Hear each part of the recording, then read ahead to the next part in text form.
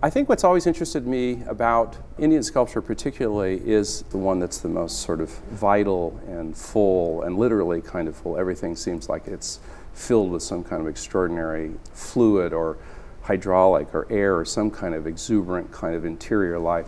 It seems to be sort of pushing out from the inside, you know. It doesn't feel like you've carved from the outside in. It feels like it's sort of been inflated in some way. It doesn't feel like it's a hard stone form. So there's this kind of extraordinary life in the stone.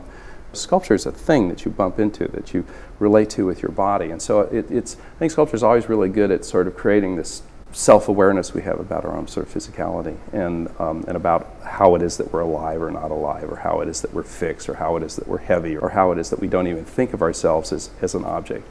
So I always think that when I see this work, it always gives me this kind of quality of how lively something can be, both through movement, through iconography, through symbolism, I suppose, but just taking it completely formally about just the complete exuberance and fullness of all the forms.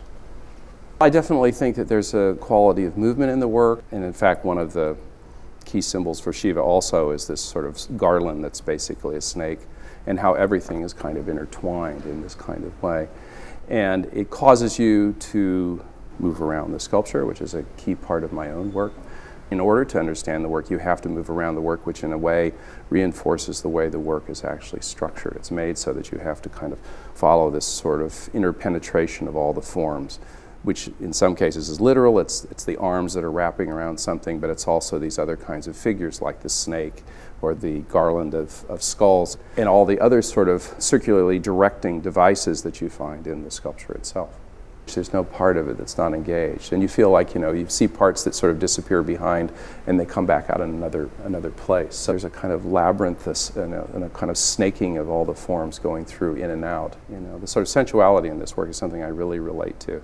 But I think it's more just the sort of life force that I feel that comes from it. There's a kind of liveliness about the forms that is more primally, less sexual and more primally about, you know, about life.